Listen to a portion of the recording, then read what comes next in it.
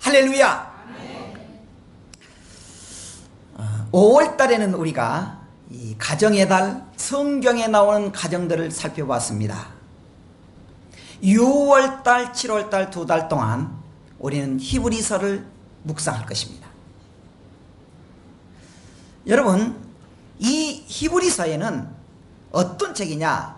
우선 간단히 말할게요. 히브리서라고 하는 서는 편지를 말합니다.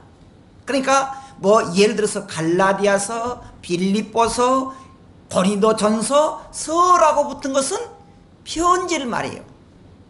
그런데 편지를 하면은 누가 누구에게 보내는지, 왜 보내는지 그게 나와요. 아들아 보아라, 밥은 잘 먹고 있느냐? 요즘 편지를 카톡으로 보냅니다만은 일종의 그것도 편지잖아요.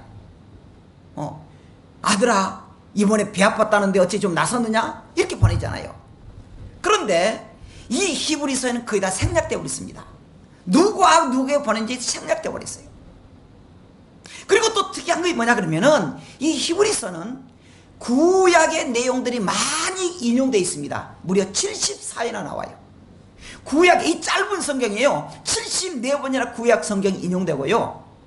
그리고 제사에 대해서 특히 많이 나옵니다. 그래서 어떤 성도는 구약의 제사책이 레위기라 그러면은 신약의 제사책은 히브리서다 그렇게 말합니다. 그런데 정작 이 히브리서를 기록한 목적이 뭐냐? 예수님을 나타내는 거예요. 예수님. 지금 구약의 많은 말씀을 인용하고 제사를 말해도 궁극적으로 그 이 히브리서의 내용은 예수님이다. 그 예수님 누구냐? 태초부터 하나님과 함께 계셨다는 거예요.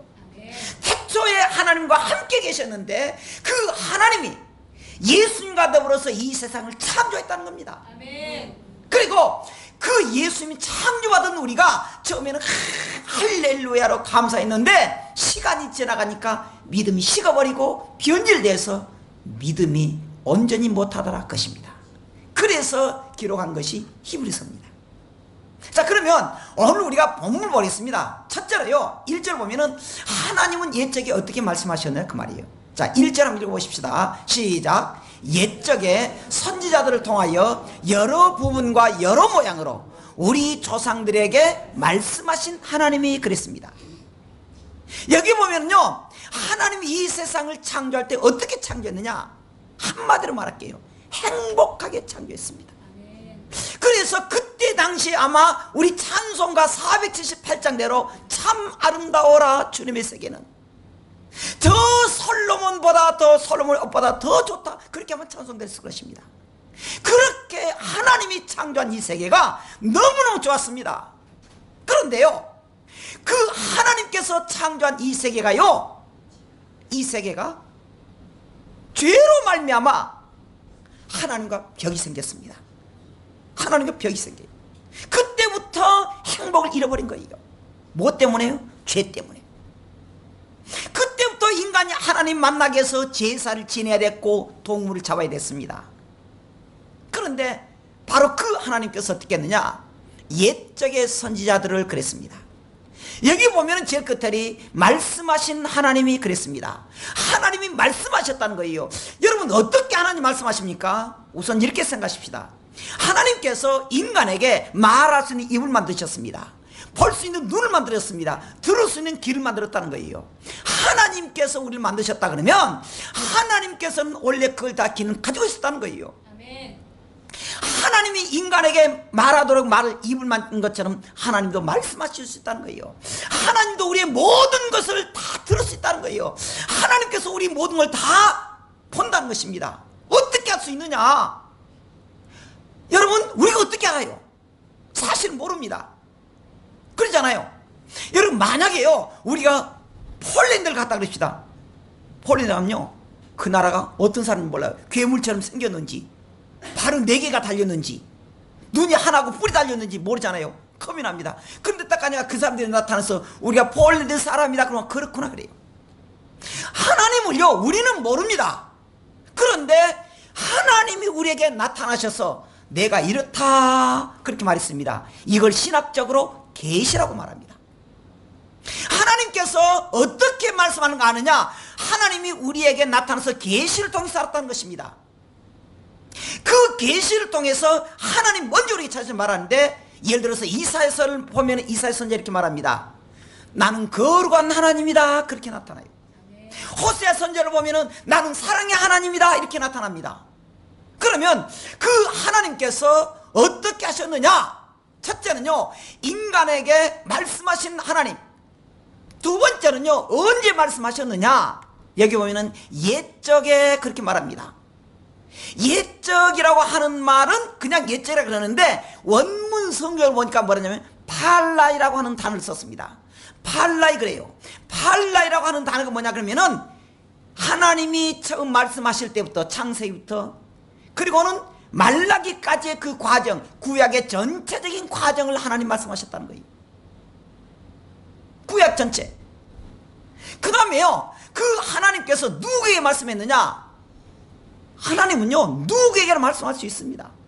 그런데 누구에게나 말씀하실 수 있는데 몇 가지가 있습니다. 첫째는요, 하나님의 사람, 여기 보니까 선지자에게 말했습니다. 선지자에게 말했다는 거예요. 그러니까 선지자는 뭐냐 그러면은 하나님의 말씀을 받아서 그대로 전달하는 것이 사명입니다. 선지자가요, 하나님의 말씀을 듣고는 안 돼. 하나님이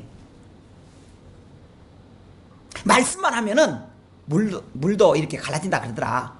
바다도 갈라진다 그러더라. 그렇게 들었지만은 내 생각도 아니야. 그러니까 하나님 그렇게 말씀하는데 믿지는 말고, 그런 말이 아니다는 거예요. 선지자라고 하는 것은 순수 100% 하나님이 말씀하신 그대로 전달했다는 사실입니다. 이단이 뭡니까? 하나님의 말씀을 듣고 내 생각으로 바꿔버려요. 전달해 준 거예요. 그 이단이라는 거예요. 선지자나 우리가 해야 될 일은 뭐냐 그러면은 하나님의 말씀을 듣고 그대로 전달해 주라는 거예요. 아멘. 할렐루야. 아멘. 그러면 그 하나님께서 어떻게 말씀하셨느냐? 여기 보니까 여러 부분과 여러 모양으로 그랬습니다. 하나님이 자기를 말씀하실 때 여러 부분으로 여러 모양인데, 어쩔 때는 꿈으로 말하고, 어쩔 때는 환상을 보게 만들고, 어쩔 때는 천사를 대동했고요, 어쩔 때는 하나님께서 직접 신령하게 나타났습니다. 그리고 어쩔 때는 부르기도 했습니다. 부르기도 했어요. 예를 들어서 꿈을 나타낸 것은 하나님께서 야곱이 돌배 베고 잠잘 때 하나님이 그때 탁 꿈속에 사닥다리가 하늘에서 땅에서 하늘을 탁 있는데 천사들이 오르라 내려가는 걸 봤다는 거예요. 요셉이 잠을 자 꿈꿀 때 하나님께서 계속적으로 했습니다. 뭐 예를 들어서 볕단이 있었는데 탁 자기 볕단을 형제 볕단들이 다 절했다든지, 해와 달들이 다 있는데 그 달들이 자기한테 다 절했다든지, 이렇게 하나님이 꿈으로 나타냈습니다. 뿐만 아닙니다. 환상은요, 이사야 선지자에는 성전에서 내 생물이 있는 거, 내 생물이 탁 기도하는 중에 그냥 환하게 타났다. 예레미야서는 끓는 가마가 있어가지고 북쪽에서 나무로 딱 끓는 가마가요 흘러내려가 시 보이고요, 스가랴는요 금촉대가 있는 거에 보이고 그랬습니다. 그리고 또 노아에게는요 하나님의 영광이 나타나지고 탁 말씀하고 있습니다. 아브라함과 롯과 야곱에게는 천사가 나타났어요. 천사가 씨름하자 그랬잖아요. 아브라함에게도 천사가 나타나잖아요. 그리고 사무엘에게는 사무엘아 사무엘아 부르잖아요. 그렇게 나타난 있습니다. 자, 그렇게 하나님께서 우리에게 나타나셨다는 사실입니다. 그러면 두 번째로 하나님께서는 마지막에 어떻게 하셨느냐? 아까 말한 대로요, 하나님께서는 여러 부분과 여러 모양으로 나타났다 그러는데, 그 본질적인 뭐냐? 여러 모양으로 꿈으로 나타나고 환상으로 나타나고 때로는 하나님 직접 부르시고, 근데 그 구약에서 나타내고자 하는 뭐냐고요? 예수님이라고 그랬습니다. 예수님. 자, 그런 의미로 우리가 2절 봐야 됩니다. 2절 한번 읽으십시다. 나온 것만요. 시작. 이 모든 날 마지막에는 아들을 통하여 우리에게 말씀하셨으니 이 아들을 언약의 만유의 상속자로 세우시고 계속 또 그로 말미암아 모든 세계를 지으셨느니라 그랬습니다. 여기 보니까요, 우리가 잘 봐야 됩니다. 이 모든 날 마지막 날에는 아들을 통하여 어떻게 했습니까? 아들을 통하여 어떻게 했다고요? 우리에게 말씀했다는 것 첫째. 구약에는 누가 말했다고요? 하나님 말씀하셨습니다. 구약에는 성부 하나님이 말씀하시고 꿈으로 보여주고 환상 보여줬는데, 신약에서는 누구를 통해서요? 예수님을 통해서. 그리고 그 아들을 어떻게 세우셨다고요? 만유의 상속자로 세우셨다는 거예요. 여기 상속자로 세운다고 하는 말이 무슨 말입니까? 모든 것을 다 인계했다는 거예요. 모든 것을 다 인계했다, 그 말입니다. 모든 재산, 모든 권한을 다 물려줬다는 것입니다. 이것은 보이는 세계와 영의 세계, 보이지 않는 영적 세계였다는 사실입니다. 그러면서도 여기에서 세 가지는, 첫째는 아들을 통하여 우리에게 말씀하셨고, 둘째는 이 아들을 만유 상속자로 세우시고, 셋째로 그로 말미암아 모든 세계가 어떻게 됐다고요? 지으셨다는 거예요. 그러니까 이 세계를 누가 창조했다고요? 예수님 창조했다는 거예요. 여기서 보면요, 그로 말미암아 그입니다. 그로 말미암아 그는 누구를 말합니까? 예수님 말이에요. 이 세상을 누가 창조했느냐?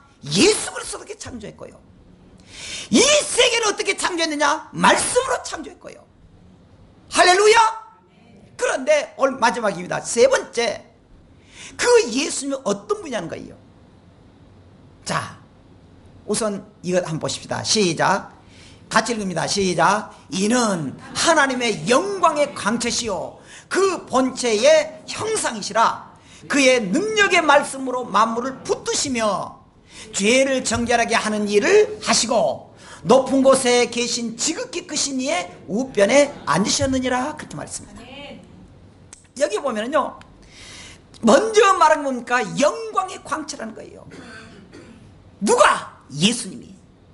예수님이 하나님의 영광의 광채다. 놀라운, 하나님과 똑같이 놀라운 위대한 분이라는 거예요. 이 영광이라고 하는 말이 찬란하다는 말이 있지만은 구약에 보면은 하나님의 임재를 말합니다. 신약에 보면은요, 하나님의 속성을 말해요.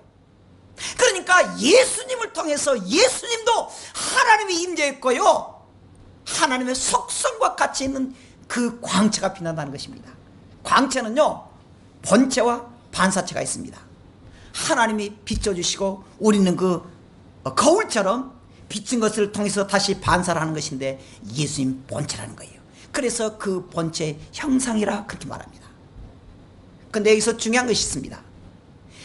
그의 능력의 말씀으로 첫째 만물을 붙드셨다는 거예요. 자, 여기에서 붙들었다고 하는 말이 그냥 만물 붙든다는 말이 아닙니다. 잘 보세요. 만물 붙드시며, 그 말은 막무가내로 그냥 붙드는 말이 아니고 원문의 뜻을 보니까 인도하다, 이끌어내다, 그 말입니다. 하나님이요, 말씀을 통해서 우리 성도들을 그냥 붙들어 준 것이 아니고 우리를 인도한다는 것입니다. 힘들고 어려웠을 때 우리를 인도한다는 거예요. 할렐루야. 우리가 너무너무 힘들고 어려웠을 때, 제가 이 주간에 아까 말한 대로 신문을 봤습니다. 그냥 세상 신문이 아니라 기독교 신문.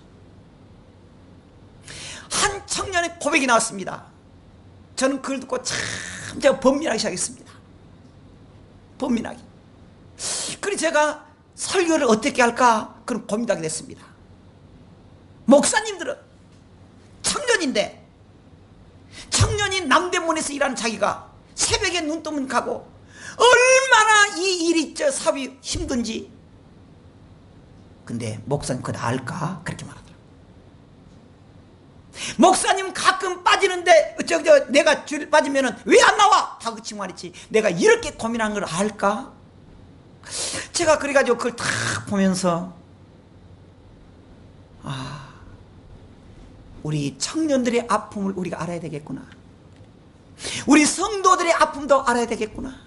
사업하는 성도들이 얼마나 힘든 걸 알아야 되겠구나. 그것이 붙들었다는 거예요.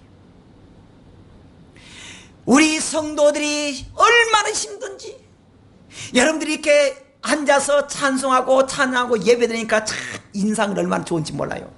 근데 그 뒷면에 가정생활이 얼마나 힘든지 내가 그걸 참 몰랐구나 생각했습니다. 여러분들이 가정생활에 너무 힘들고 경제적으로 힘들고 건강 때문에 힘드는 여러분들에게 주님께서 여러분들 붙드시고 여러분들 인도해서 이끌어서 행복한 가정 되기를 주의 이름으로 축원합니다. 그렇다는 거예요.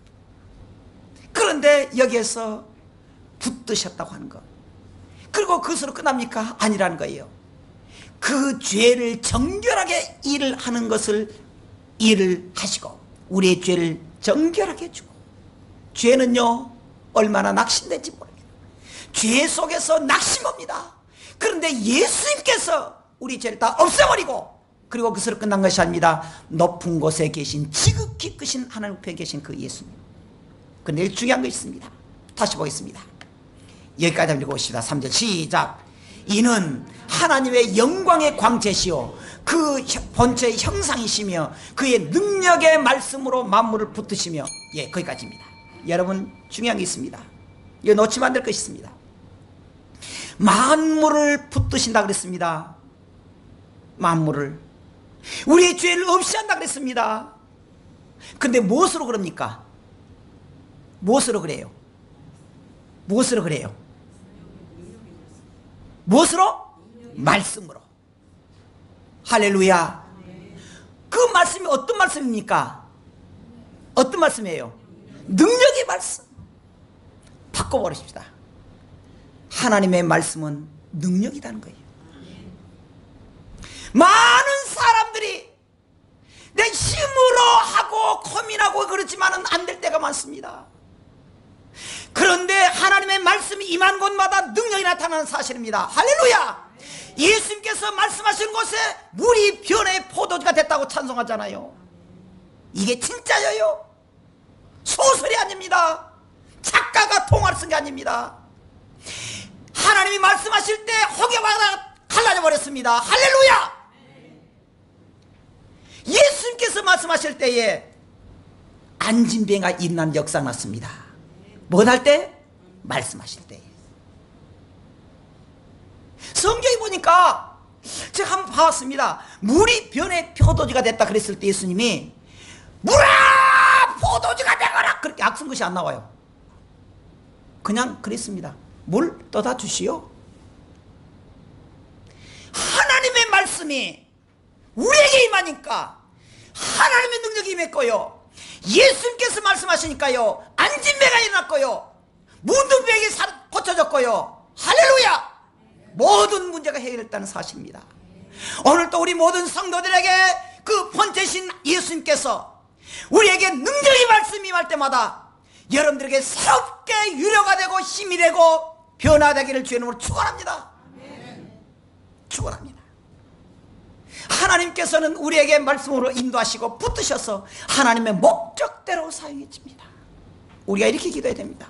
하나님, 나를 붙잡아 주세요. 나를 인도해 주세요. 하나님, 너무 힘듭니다. 나를 붙잡아 주세요. 나를 이끌어 주세요. 나를 인도해 주세요. 하나님의 목적대로 사용해 주세요.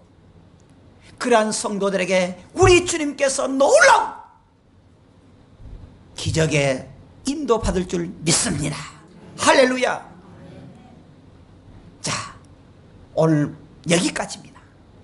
여러분, 우리가 하나 기억해야 될 게 있습니다. 정리하겠습니다. 첫째는요, 옛적에 하나님께서 구약 시절에 여러 부분과 여러 모양으로 우리에게 나타냈다는 사실입니다.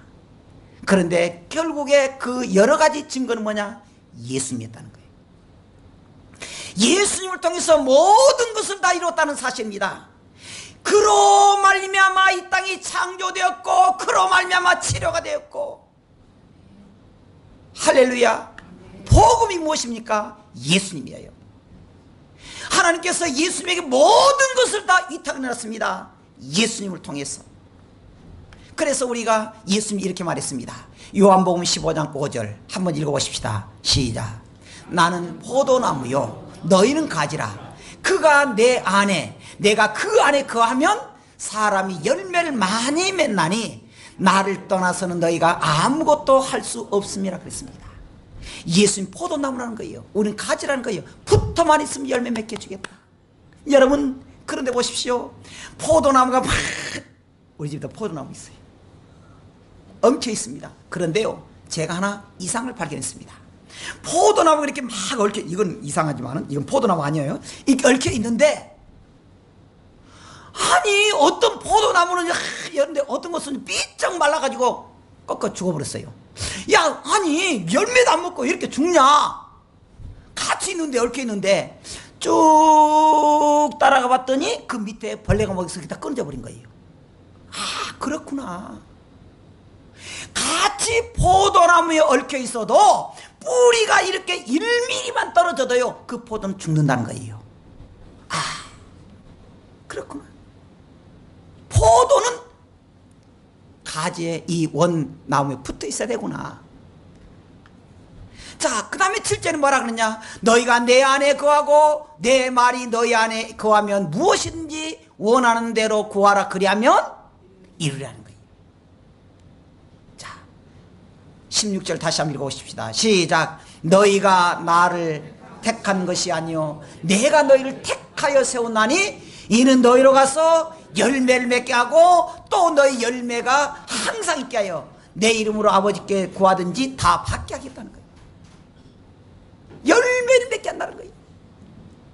여러분 여러분들이 이제부터 열매 맺는 성도가 되시기 바랍니다. 할렐루야. 그런데요 우리는 축복의 통로라 그랬잖아요. 마치 파이프와 같다는 거예요. 그런데 파이프가 이렇게 있는데 하나님께서 우리에게 주는 복을 통해서 오는데 거기가 이끼가 있으면은 그 물은 제대로 오지 않습니다. 하나님이 우리에게 축복의 통로를 사용하려고 그러는데 우리에게 죄라고 하는 찌꺼기가 있으면은 하나님 복을 받을 수 없다는 거예요. 죄라는 것이 있어가지고 소통하지 못하면 그 속에는 기쁨이 없습니다. 죄라는 것이 있으면 거기에는 행복이 없습니다. 열매 맺지 못해요.